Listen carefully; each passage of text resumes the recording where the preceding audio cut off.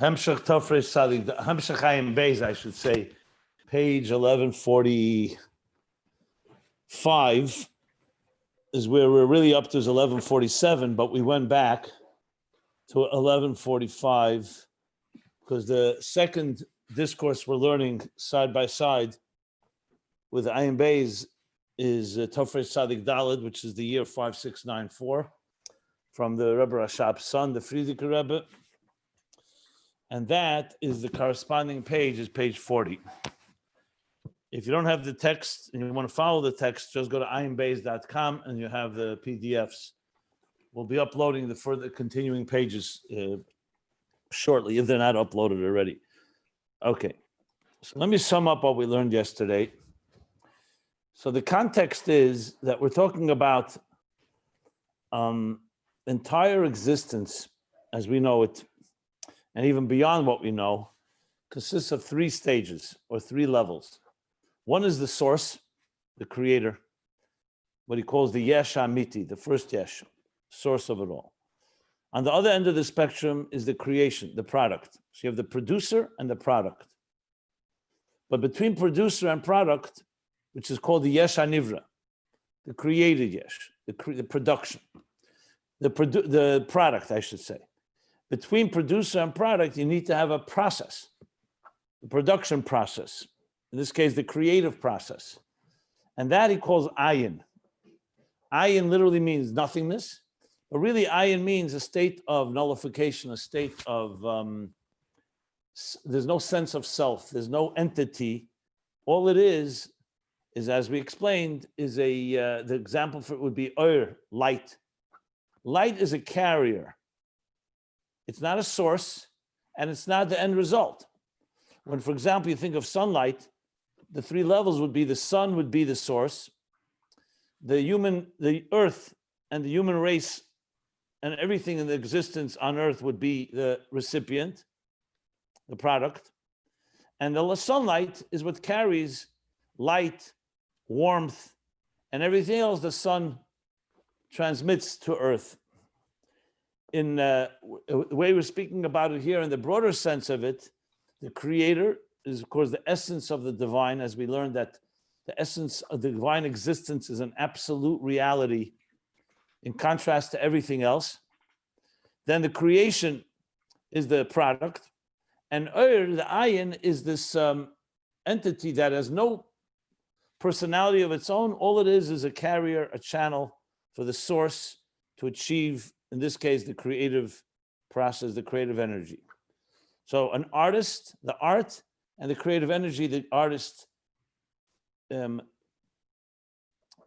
infuses or uses as an instrument to produce the art. Now, the additional elements that are critical here are the yesh. In the case of existence, there's something about the product that has and indicates and tells us something. It compels us to relate, to understand something about the essence of the divine that even the channel, the oir, does not tell us. Nothing else tells us. And that is that it's a self-contained existence, which compels us to say that the creator is a self-contained existence, which means that his existence comes from within his own essence. The fact that a creation like ours, that does not indicate in any way and has no sense or feeling of a source, tells us that the source is an entity that has no source. That's the words of the Alter Rebbe in the Geras HaKodesh 20.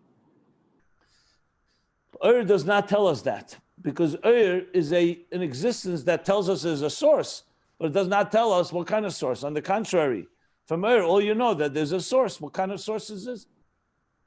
On the other hand, because Ur is completely connected and attached and completely a reflection of its source, so it can carry that essential power of Metzusi Matzmusei in order to create.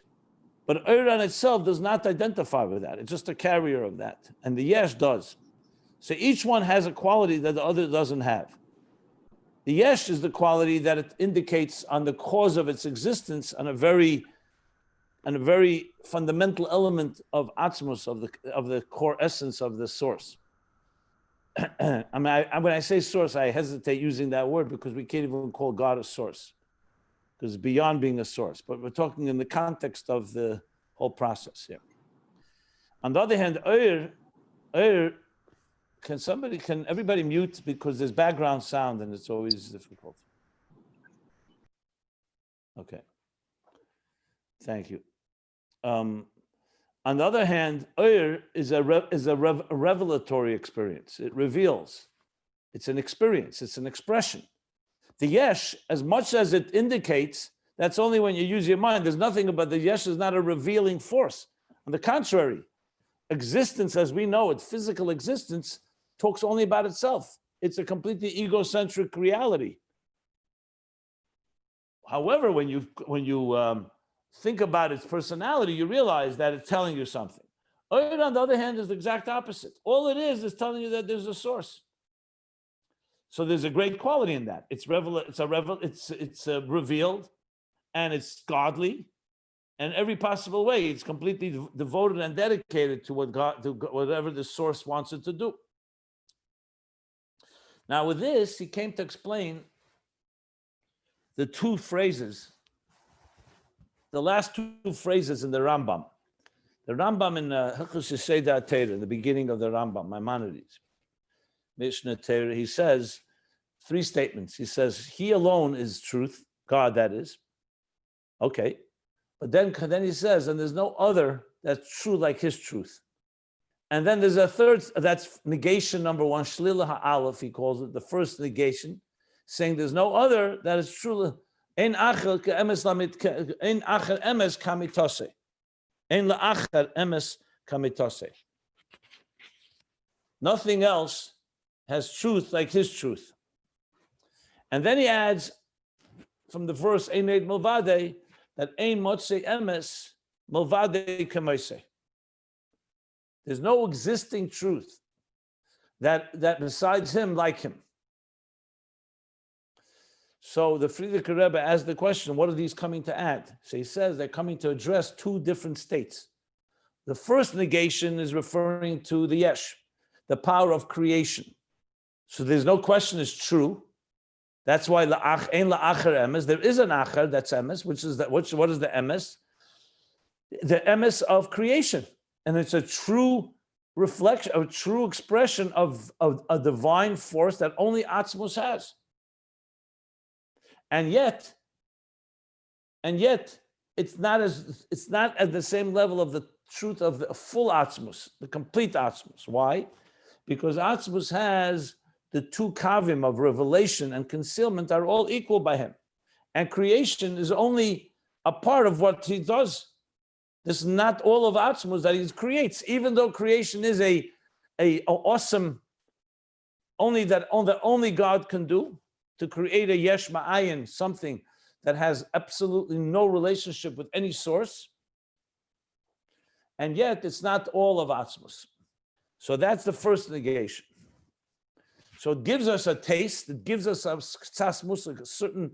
certain amount of understanding, a little understanding in the personality, quote unquote, of Atzmos, but it's not amitosei, it's not in lacher emes kamitosei, of the true Atzmos, which is far beyond that.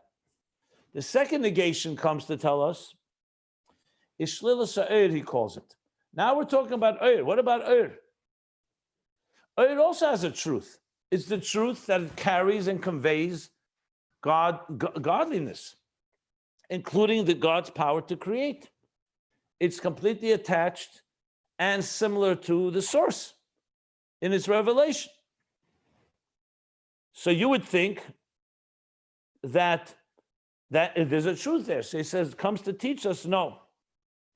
This existing emes called light or energy, divine energy, is not as true as the core essence of the divine, because it's only an interface. It's not the source, it's an interface. But being that it is so powerful, the yesh has the power of Atzmus in it.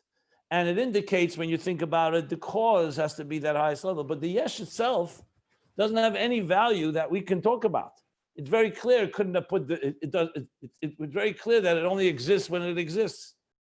Oyer, on the other hand, because of its attachment and its connection and its complete dedication and expression of the divine, I'm using the words he's saying here, there you need to have more iyun rav, he says. You need much more concentration and deeper understanding to understand that it's not true like Atzmus is.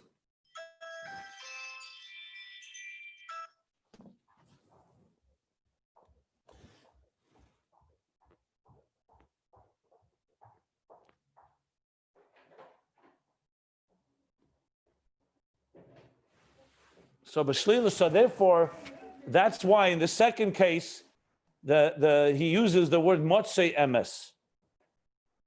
He uses the word motzei. There's no existing truth. He doesn't use the word motzei, the first one, because there's something here of value. Clearly, the word motzei gives it a lot more value.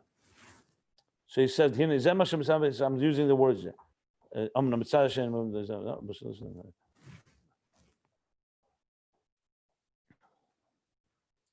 That's why he says the word motzei.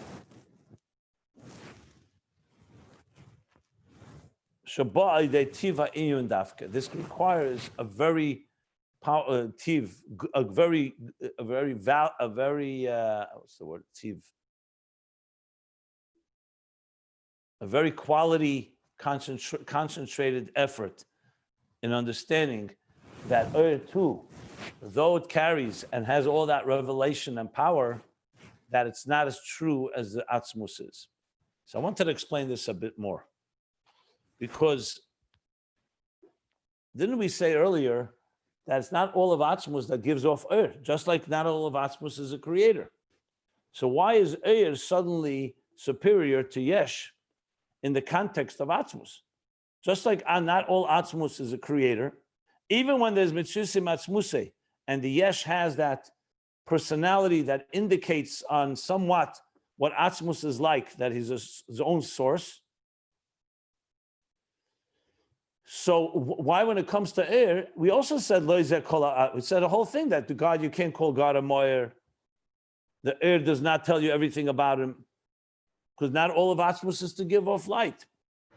So at least it's not closer to Atzmus than Yesh is. So why is there here? Well, you need more iyun. Didn't we learn at length earlier that everything comes from a source? Just like Yesh is created, so does the have a source. Nothing comes from itself. So clearly the explanation is because of Er's bittul, because of its complete dedication to the divine, it becomes an extension of the divine. And therefore, like I said yesterday, and I'm elaborating a bit more, is therefore, since it becomes similar to the divine and it carries the divine power, and it's all in a real way, its emes is also in its existence. The yesh, the emes is only that God put it there and gave it a property that indicates on what Atzmus is like. But there's nothing emes about the yesh itself. A yesh is defined only when it's present. We talked about has a kiyum atzmi because it has inherent value, because its quality is, even when it doesn't exist, it has a quality. Its quality is only due to its source. So the difference is the yesh's quality is in its existence. It has something that gives us a taste, an understanding of Atzmos.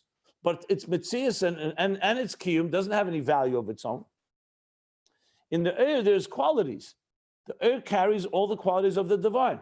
So you could even make the argument that the only connection we have is maybe not with Atzmos, maybe only with Maybe we can't reach the source itself. We could only reach how the source manifests and expresses itself. It'd be like saying you can connect to your teacher, but only to the deepest teachings, his teachings, not the teacher himself. To connect to his yesh, there's nothing to connect to. The yesh it doesn't have anything about the teacher. It's just a created product.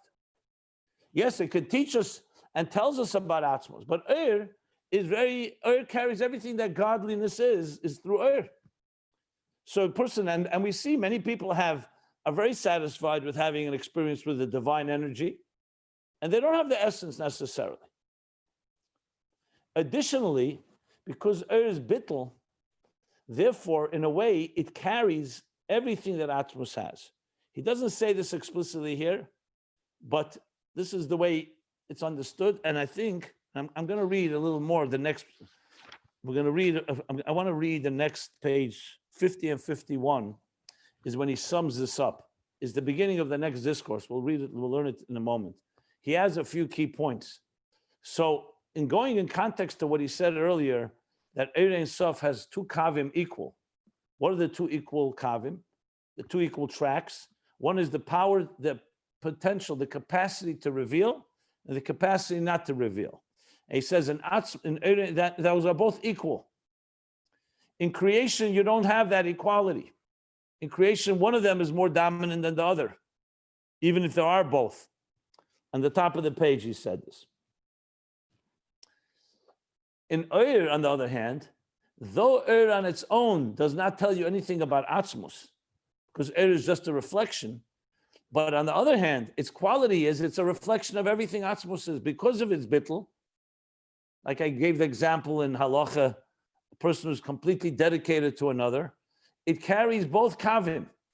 That's why you say Eir Ein Sof l'mayla ad ein ketz, l'mata ad ein tachlis, and both of them equally. Not because Eir is powerful, but because all it is a reflection of its source.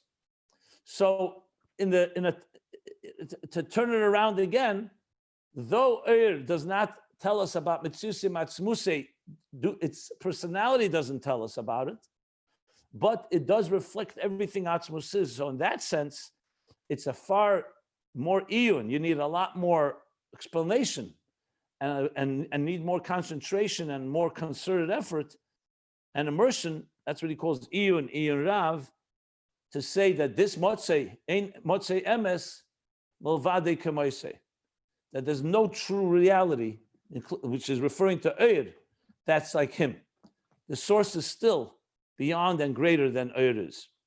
And yes, at the end of the day, we could say not all of Atzmus is to give off Eir, but even that Eir can reveal.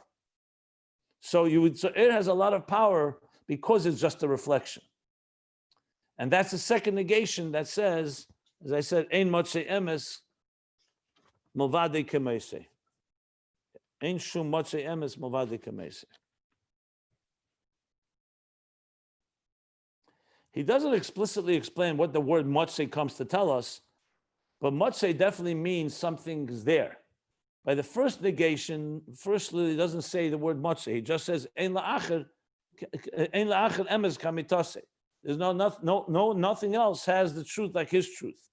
Here he uses the word motzei. So it seems like its existence and its reality has far more value, so to speak. Okay.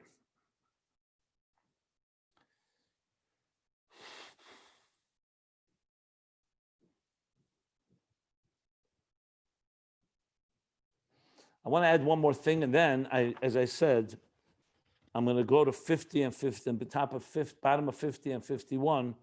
I'll explain in a minute how it works. Here's I think a very important point which I haven't made. I think it'll help understand this. How do we know God is Mitzusim Atzmusei? We know it from the Yesh. The Yesh tells you that Hu Levadeh, only God, only Atzmus could have created such a Yesh Mayin. In other words, Eir could not have created this on its own.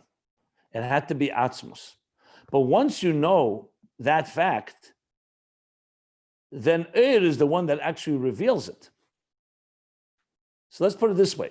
If you only had Atzmus and Eir, and there was no Yesh, the only thing that would come out of it is that there's the source and there's the ayin, there's the reflection of the source. So if you looked at it, you wouldn't know anything about Mitzusim Atzmusei. How would you know? There's nothing that indicates it. You see a light, and you know the light is coming from a source. So you could argue it's like sunlight. Once you see, however, that this light carries a creative energy of Atzmus that creates a yesh, like our existence, that does not have any relationship with any source, and that tells us that Atzmus is that way. Who's telling us all this? It's the Ur. So in a way, the yesh allows us through the Ur to see what Atzmus really is. So it's not the Ur itself is revealing Mitzusim Atzmusi on its own, because if there was no creation of a yesh, we would never know that aspect. You'd know that God put into place all kinds of things that are a reflection of him, including Atzilus. Everything is bottle, everything is divine. Suddenly you see a creation that's a strange creation, has nothing divine about it, doesn't have anything that indicates a source. So that tells you something about Atzmus. But all this process is really being revealed through Ur, except Ur could not reveal it on its own unless there was a yesh. On the other hand, once you know there's a yesh, Ur suddenly becomes a very powerful force, because it's revealing things to us that in itself, the Ur would never have revealed on its own. Or I should better rephrase it. It would reveal it, but we wouldn't see it. We'd only see the Ur part. We'd see, like sunlight, that God has ability to reveal himself. Great. But now that you see that God has also the power to conceal himself and the power to create a yesh, so that tells you, the Ur tells you that, oh, I'm reflecting all of that as well. So again, you need something else to happen for the Ur to suddenly be the one that reveals it. Because all Ur is a divine reflection. Whatever is reflected is reflected. But when you see things happen, it would be like an example. Let me think for a moment. I'm going to use the example of the chief of staff of a king.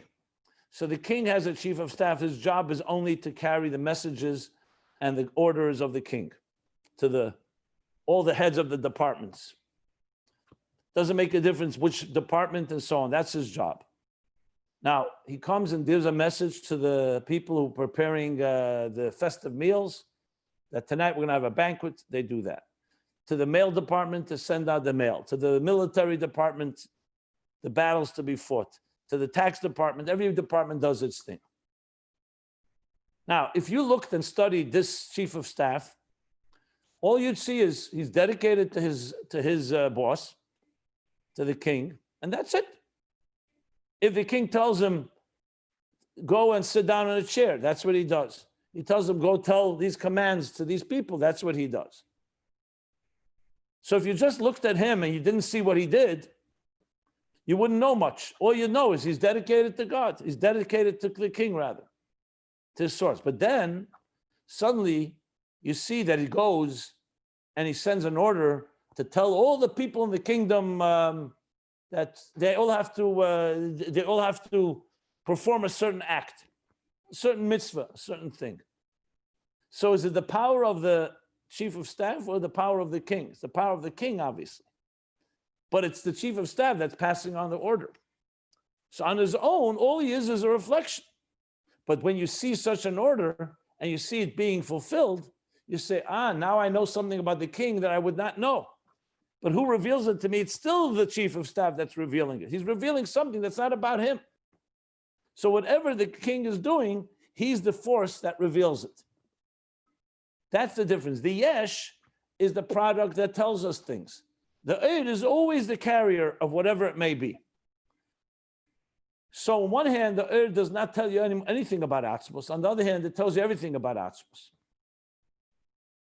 And that's the second negation. Because it tells you everything, someone coming into the palace would never think that the head of a department is the king. But the chief of staff, you could confuse and say, you know what? Everyone's listening to his orders. Maybe he's the king. I'm not suggesting replacing God. I mean to say, because his ability, that he has that authority, and he's able to convey everything, so you can give him he has a lot of power in that sense. Comes the second negation, says, no, all he is Eir. All he is an interface. but he's a good interface. So everything is reflected through him. I think that example may help a bit. Okay. That's like Eved Melech, Melech. Yeah, like I mentioned, Eved, yeah. Whereas a person who's not an Eved, that's the Yesh. The Yesh is not an Eved. The Yesh is a separate entity. Remember, it said, Melech ala am, ein melech melech b'lo yam. It needs to be separate. Dafka Yesh.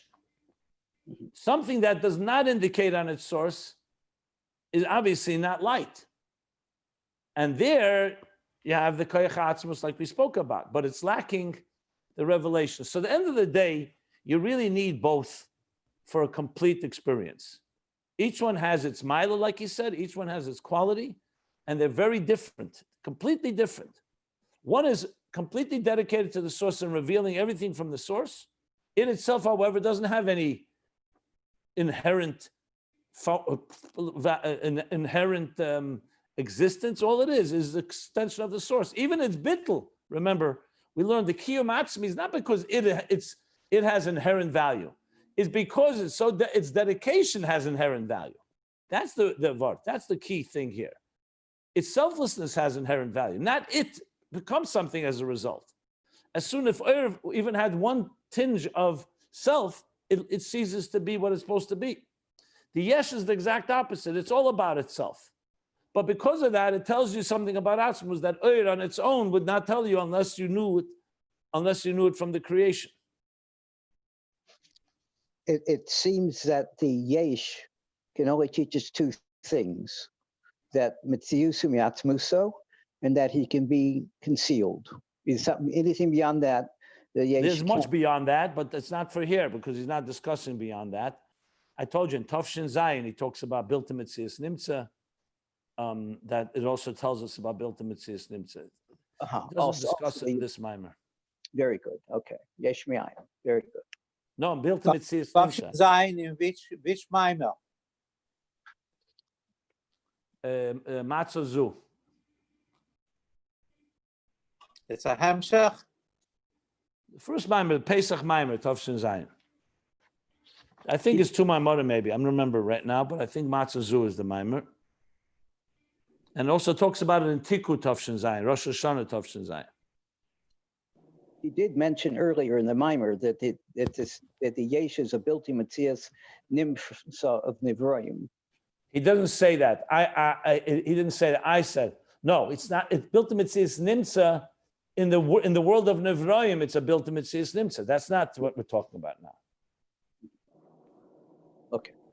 That was an explanation. What means built to Mitzias Nimsa? It's a non-existential existence from the perspective of creation. Because creation has a very clear definition of existence.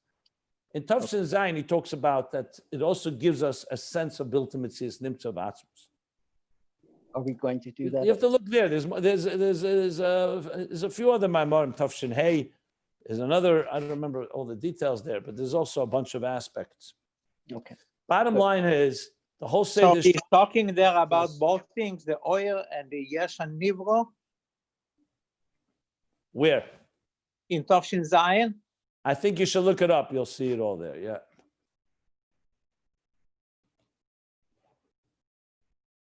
Yeah. I don't know if he talks about oil there, but he definitely talks about the Yesh.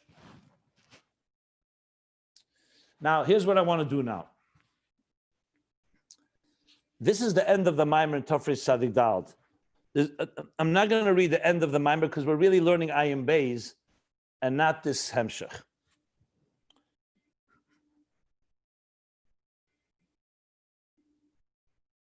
I just want to see if the end there's anything that...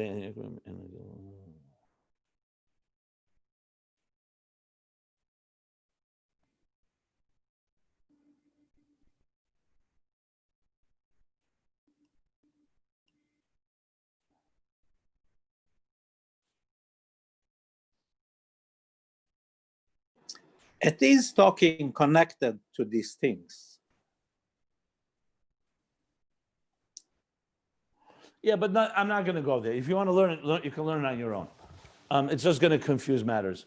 The point, the bottom line is, as I said in Ayin Beis, he does say that la'osid lovai, the goof itself, the body itself, the yesh, will be a reflection of the divine. So there's going to be a joining through avodah, through work, through our work of refining our bodies, refining this physical world. We end up doing, that's exactly the goal, is to have the quality of Oyer and Yesh together. That's the ultimate purpose. That's very clear. Here, however, he's just talking about the actual statements as they are on their own. The Yesh, Oyer. Like the Rambam is not talking about Avodah. The Rambam is talking, in Hilchos Yesod HaTorah, the Rambam is making the case that the only truth is God. But through Avodah, we can transform the world. Now, you have to also remember that every part of Ishtalshalis reveals another aspect of godliness. Some more godliness and some more about God, because everything is coming from that source. So if you think of it in a holistic way, all of Ishtalshalis, the whole cosmic order, everything that we know of, whether we observe it empirically or we learn about it, all of it is, as a big picture, is all coming to teach us about God. So connection to God is not just through one aspect. It's not just through Yesh and not just through Oyer. It's through all these levels. Chesed teaches us things. Gvura teaches us. Teferes, Netzach, Chayid, Yesod, Malchus, Chachma, Bina, Das, Keser. You name it. Everything is going to reveal to us something about godliness. Here, in general, he's talking Yesh, Ayin, Yesh. 3 levels, 3 stages. But you have to remember, it's all together. Everything is meant to come to combine. When you break it down, he's explaining the quality of each thing, what it teaches us about. So, for example, in a ish, let's talk in terms that we can relate to much easier. If you meet 2 people, one is a great Talmud Chacham. He's a brilliant Torah scholar. Okay? And he is a beautiful person, a personality. Let's say 3 people. A brilliant Torah scholar. The second one is a Baal Midas Tevis. Not to say the first one's not, I'm just making it that to make it a little easier. Unbelievable chesed, kindness, tzedakah, and so on. And the third person is a ish pashat, a completely simple person, is not a scholar, may even be illiterate. Simple person, didn't have the opportunity to learn. And as far as this goes, Aveda, also he doesn't know much Aveda, but he's a simple person. Actually say on Sukkot, when we take the 4 minim, the 4 species, so what is it? The esrig is Torah and mitzvahs. The lulav is Torah without reach, without mitzvahs. The hadassim is mitzvahs, has a good smell but no taste. Hadassim, which is mitzvahs without Torah. And the arava, no taste and no smell, it's a simple person. Now you'll say, we bring them all together by Aguda Achas, you bind them all together, all 4. I moved to 4. I started with 2, 3, and then went to 4. I might as well use that example. And someone will say to you, let me ask you something. What do you need all 4 for? The Torah mitzvahs, the esrog has everything. Esrog has a taste and a smell, which means Torah, which is taste, pnimius, and smell, which is mitzvahs, personal as well. It has everything. What do the other 3 add? And yet, each one has something that the other does not have. So the point being is diversity, all 4. The Ish Pasha teaches us about pshittas, about innocence, about simplicity. He's not complex, like this mashal with the Baal Shem Tov, that the big Talmud Chacham, the scholar, misses his appointment with the king because he gets so enamored by the king's glory and majesty and all the Giluyim, he forgets the king. The Ish Pasha doesn't have this issue. He doesn't know all these Giluyim. Now, you'll say, is one of them better than the other? We don't make such comparisons. Each one reveals an aspect of truth that the other one does not. So yes, a simple person that does not have a lot of Torah or a lot of Aveda has something they can teach you about God. Just as the Talmud Chacham will teach you a lot from the Torah, or the Baal Midas will teach you about the Midas, about good deeds or good behavior. So at the end, you want to have all of them together because all of them teach you a different aspect. And then together, we learn something. This is essentially what Ahavas Yisrael is all about. We love each other unconditionally because each one of us complements the other. We're all organs of one body. So just like the mind needs the heart needs the mind, they both need the lungs, you need the liver, you need every aspect of a human body to be complete. That's how it works. You take away one detail and everything is compromised. So at the end of the day, in broader terms, it's yesh and oir. But in broader terms, everything has its quality and they all will complement each other. They all teach us something. Now, the Ish Pasha does teach us, by the way, about the pshittas of Atzmus that the others don't, because the Talmud Chacham tells you that God has a lot of revelation and that God has a lot of power. But you don't see the silence of God. You don't see God's ability to conceal. In an Ish Pasha, you see something much more atzmizdik, something that's beyond structure. If we only had scholars, if we only had people who had a lot of giluyim, we would know that God is able to be in full glory. He's got full of giluyim, beautiful fireworks, and so on. But Yom Kippur teaches us something about God that Matan Torah did not teach us. By Matan Torah, it was a light and sound show. With a lot of fanfare and noise, sound and light, and so on. Yom Kippur was quiet. So you'd think Yom Kippur is, and yet Yom Kippur in its silence is in many ways deeper than Shavuos and Matan Torah. That's when we get forgiveness, Salachti Kidvarecha, the holiest day of the year, Kodesh Kadoshim. So everything has its quality.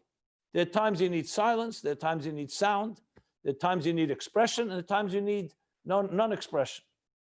Each one teaches you another aspect of Atzmos. I'm just applying this a bit, Chassidus applied, to something that we can touch a little more and you can relate to even on a daily basis. So when you look at people, and that's how a Rebbe looks at people and wanted us to look, you look at them, each one has something they have to contribute. Someone has full of Torah and mitzvahs, beautiful.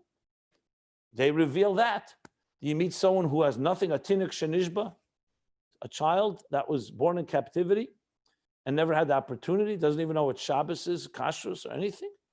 So yes, from a point of view of Giluyim, you say, to nobody is inferior. But from a point of view of Etzem, 1 second here, that God could put someone like that on earth and expects they should grow without giving them a good Jewish education or all the, and it's not just from a religious point of view. When you see someone born in a healthy family and they have all the blessings and gifts and faculties and support, then you see someone, Rahman al-Islam, born into a broken family, a lot of trauma, abuse, a dysfunctional life. And both did not choose, God chose. So you have to say God gave the second one koiches, maybe greater strengths than the first one. That neshama has even deeper strengths. That's how a chassid, that's how Chassidus teaches us to look at people. From a Giluyim point of view, yeah, this one has more money, this one has less money. This has more intelligence, less intelligence. But from an atzmistika point of view, who says that more money is a quality? Who says more intelligence is a quality? It has a quality to it, but it's not the only quality. There are other qualities.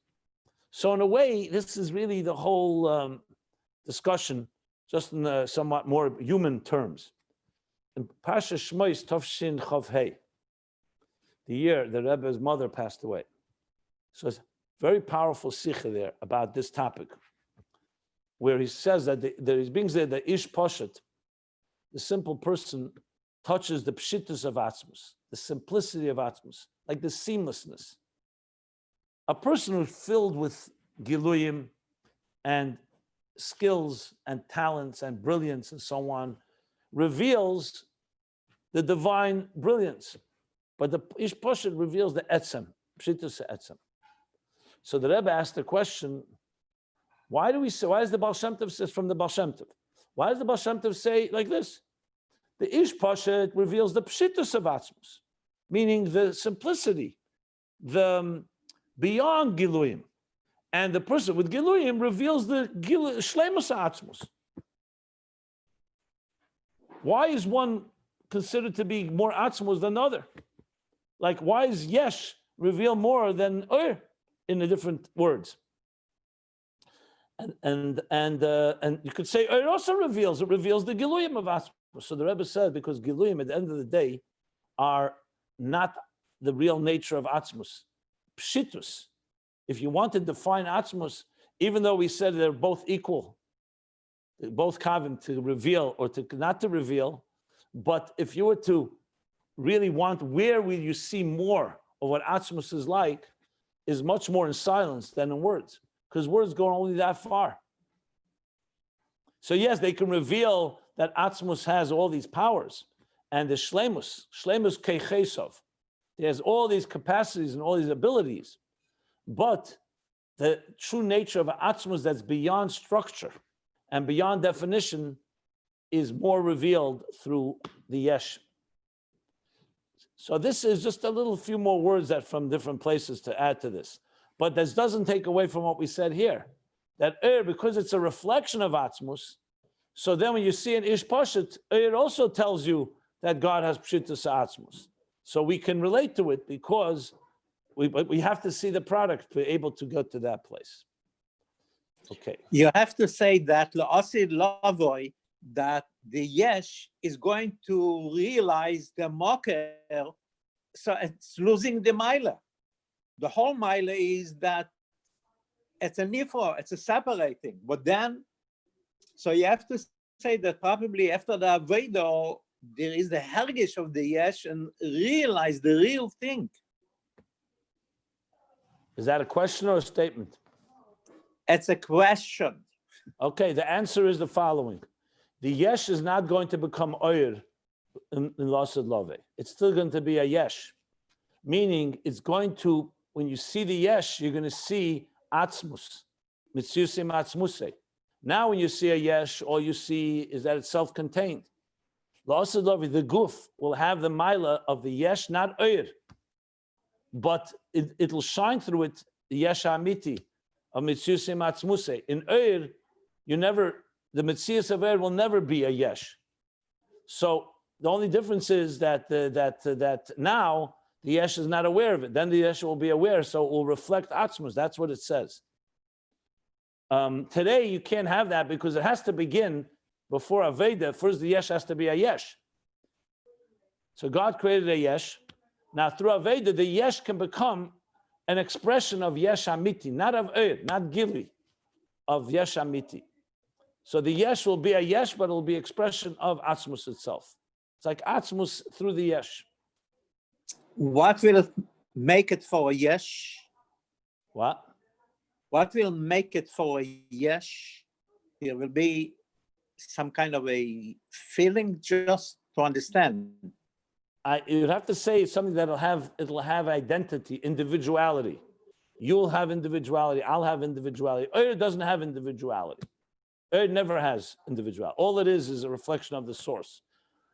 Individuality is what I would say. It's like the Vart where it says, Lo yilamdu isha sre'eyu, ki kulim yedu esi l'miktana v'ad. So the question is asked, if Lo yilamdu isha sre'eyu, and kulam yedu esi, why is miktana v'ad? So the answer is given because the darga of Katan and Gadol will remain, but everyone in their way will be connected to Esi, Atzmus, the Yesh. So in other words, the fact that that there'll be Asiya and Bri, Yitzira, and so on will continue to be. So there's something about the unique individuality of each. However, it won't be Aniva Av Sied. You won't have the ability at that point to do something that's Chaz V'Shalom against what God wants. So it has to begin with a Yesh. It's like what it says in Chassidus. If after the Tzimtzum came the Kav, why did God not just leave a Kav before? So he answers, because first you need to give ability for the Metzias HaYesh and Metzias HaKelim to emerge. Then you can bring Oyer there. Same thing here. First you need to have a Yesh that's a true Yesh like it is right now.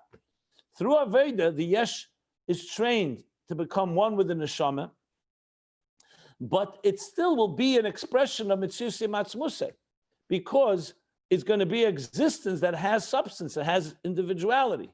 It just will not have the element of ignoring God, but it will be a reflection of Atzmus. But it's a very good question, and it can be discussed further. This is my take on it, that it will have yeshus as far as goes as substance, but not yeshus as in concealing the source. So Shakoyach.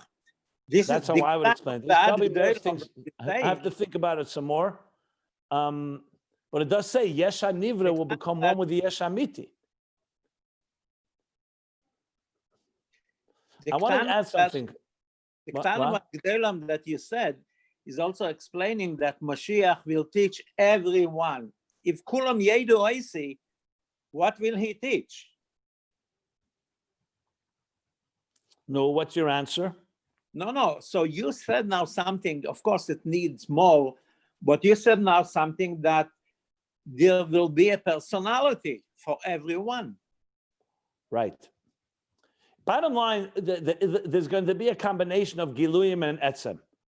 And it means the Etzem is not going to just erase all the structures of existence. It doesn't say anywhere there won't be Daimim Tzemeach Chai Medaber. It's just that Kulam, everything will be saturated with Elokus. And frankly, especially in the first Kufis, later, I'm not talking about after Chat Charuv, whatever, but for sure, you'll say, for example, a person who's a Talmud Chochem will be different than a Baal Esek. They will both experience God. It says, what is the Lashon? Lo ye'esek kol ha'elam el dasas Hashem bilvad. That doesn't mean everyone's going to have the same dasas Hashem. It'll be a scientist will reveal it through science, a laundromat through laundry. Everyone will reveal mepsari echza lekah from through their aspects. So it'll be, on one hand, diversity, but on the other hand, everything is revealing godliness. Bottom line, when you study the yesh, l'osad lave, you'll be able to say, oh, wow, this yesh is an expression of mitzvusei matzmusei. But remember, mitzvusei matzmusei does not mean that you have to behave anti-God. It just means it's an existence that ma'ayin ve'efes hamuchal. God created something that's different than himself, that does not trace the source. It's not mechuyev that it has to be, that it denies the source. It's just, its mitzias it's not like Oyer. Oyer tells you there's a source. Yesh is a separate, so-called a self-contained entity. So why can't you say it'll be a self-contained entity, but it'll be aware that that this is really an expression of Atzmos. That's essentially what I said. I think it needs more Havana, but you could say that, because I said, remember, Mitzvusei Atzmusi of the Yesh does not mean suddenly Aniva Afsiait.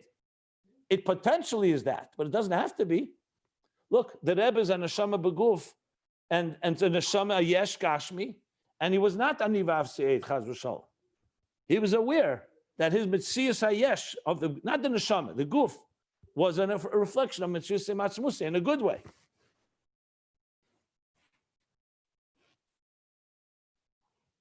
Anyway, there's a lot to say about this. I wanted to say one more example with the sun. You know, the sun helps things grow, right, on Earth. If you looked at light, and you didn't know that a plant is growing due to the sunlight, you'd say, what is light's properties? It reveals two things. It makes things bright. You know, daylight, you could see. By night, you can't see. When the sun rises, you see. The second thing, it warms us. Those are two pretty obvious experiences of light. But how many other things does light carry from the sun that we don't even see? Ultraviolet, ultra red, ultra whatever, infrared, X-rays, including, then you see that sunlight is necessary for certain plants to grow. So the yesh, the plant tells you the sun has that power. The light carries the power, but the light itself, you wouldn't necessarily know it unless you saw the result. Just wanted to give another example of how light works between yesh, ayin, and yesh. So what I wanted to do now, and I don't know if these pages are up online yet, so if you have the Sefer, if you don't mind, I'm skipping now, because the rest of this is, remember, these Maimorim came out as Kuntresim, as individual pamphlets, so they have afterwards Siches and an ending, and then it starts another page. So it's not, people look at the page numbers, we're skipping from 40 to 50, but it's not, we're not skipping the Maimorim. The idea is just that happens to be page 50. So if you don't mind, go to page 50. I would like to read this first paragraph. I want to read it now. I don't want to read it later because in this paragraph, the Frierdiker Rebbe continues the theme. This is now a Sukkos Maimer, and like always, a Maimer begins with an opening, and then he says, to understand this, we need to preface what we learned earlier. In this what he says to preface what we learned earlier, he explains what we're discussing now, and he adds some explanations. So I thought it's appropriate. Let's learn it. Again, it's from the Frierdiker Rebbe. And we'll stop by chapter 15 on page 51, and then we're going to go back to Ayin Beis. So I'm going to start now, Lahavin Kol Zeh, Yesh Lahagdim Tchila, on page 50. Everyone follows what I just said? Okay. So Lahavin Kol Zeh is going on the Maimer the Sukkos, so disregard those words. Lahavin Kol Zeh, Yesh Lahagdim Tchila, Mashin is Bar Le'il. We have to preface, we should preface it. Let's first preface what was explained earlier. The Mekodim Klolos Seishtalshlus, the Klolos Seishtalshlus, both before the general cosmic order with which God created existence. The whole cosmic order that God created. The Klolos Seishtalshlus, before it, and general Ishtalshlus, Nechlak, Legimel Madregas Koilalim. They're divided, they break down into three general levels or dimensions. So he's summing up everything here, and that's why I think it's worth going through. This is the Frierdiker Rebbe writing. It's not the Ayin Beis, but it's obviously summing up everything we're learning in Ayin Beis now. So where did he begin with the Yesh Ayin Yesh? We're going now back all the way to page 6 of Tzadik Daled. That's where he began. The Mekodim Klolos Seishtalshlus, the Klolos Seishtalshlus, breaks down into three general levels. Interesting, he says Koilalim, not Klolim. Koilalim is more than Klolim. Klolim would be general. Koilalim means also encompassing. Three encompassing levels. Yesh, V'ayin, V'yesh. These three, the Yesh, the Ayin, the void, or not the void, I want to say void, something of substance, entity, the source, the Ayin, which is a state of like transition, of nullification, and Yesh, the creation. The Yesh Arishan, the first Yesh, who Etzem HaMashpia, is the core Mashpia, the core transmitter, meaning the source. That's the source of the transmission, whatever it is. Prior to him extending or transmitting any form of transmission, in a flow of light and revelation. That's the first Yesh. It's just the source itself, the entity itself, before it's any transmission. The Yesh Hasheni, as the last level, Hu HaMakabel, that's the recipient. This is the first words in Ayin Beis when he starts speaking, before he got the Yesh HaMiti and Atzmus. Hainu Yesh HaNivra, Shu HaMetzias Gashmi. Okay, he's going right into Yesh HaNivra. This is the Yesh HaNivra, the created substance of existence, which is a physical Metzias, a physical entity. The Yesh HaNetzal. Remember, he's summing up everything. So, and also includes the Yesh HaNetzal, the emanated Yesh. Remember, there's the Yesh HaNivra, which is like Bria, and there's Atzilus. It's also a Yesh, meaning it's also an entity, but it's an emanation. It's more connected to its source. Which is a spiritual and ethereal or a sublime existence like Oir.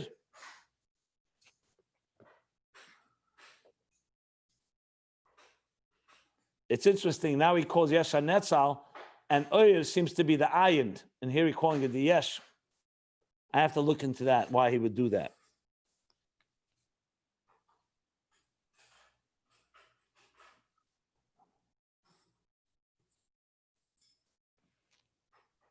He said 2 lines ago, Yesh ve'ayin ve'yesh.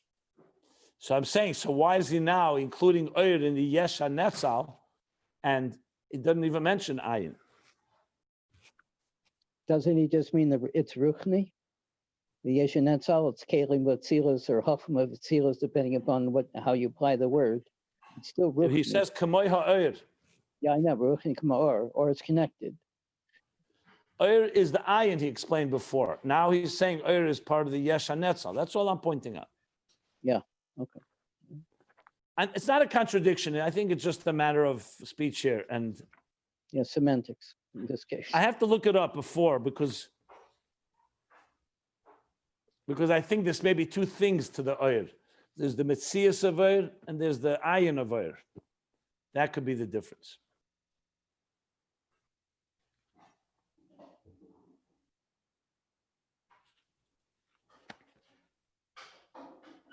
It's a yesh. Oir is a yes or an ayin ayin? It's a ayin, but the bottom line is the hargosha is beetle, but there is a hargosha of it's What a yesh and netzal. we just learned pages after pages that oir is ayin. Is the oir that is the koyach hamahava, the ayin between yesh and yesh. I'm not talking stam in Inyan now. That's why I'm pointing it out. Is that So I'm saying it's probably two things in oir. There's oir as the ayin hamamutza that we just discussed in the last maimer at length, that carries, and there's oir as a mitzias, the mitzias of oir. But then where's the ayin between this? Anyway, I just pointed out, I need to look into it a little more. I want to see how he said it earlier. I don't want to right now take the time to do it. I'll look at it soon. He mentioned kelim before. But he's not talking about Kalim. He said oir, hainu ha'oir, he says. Kamoy ha'oir. Where do you see Kalim here? Before, when they first mentioned yesh and netzal, then he termed it kelim. Yeah, but now he says kamoy ha'oir. Yeah, I know. So is oir ayin or yesh? That's what I'm talking about. Yeah. Gotcha. Here he says, v'yesh ha'netzel, shemitzias ruchni kamoy ha'oir. So I'm saying he probably means oir here, not as necessarily oir ein sof, that is me'ein ha'moyer, that carries the power of the ayin between. He probably means here oir as an oiris of atzilus. That's what I would say. Yesh hanetzal is the oir of atzilus, not just the keli. We know the keli is yesh. Talking about the oir, that's probably what he means here. Yesh and netzal is also defined as the chacham v'tzilus. The keser is yesh me'ayin brings into existence chacham. But you keep saying the same thing, and he's talking kamoy ha'oir. He's not talking about kelim now. Or is chachma v'tzilus is or. There's oiris and atzilus. I believe he's talking about the oir of atzilus here, and he's calling that the yesh hanetzal. And the oir that we were talking about before is oir and sof lifnei atzimtzum. That is the ayin between the yesh and the yesh. That's how I would explain it. Fine, wonderful. Okay, good.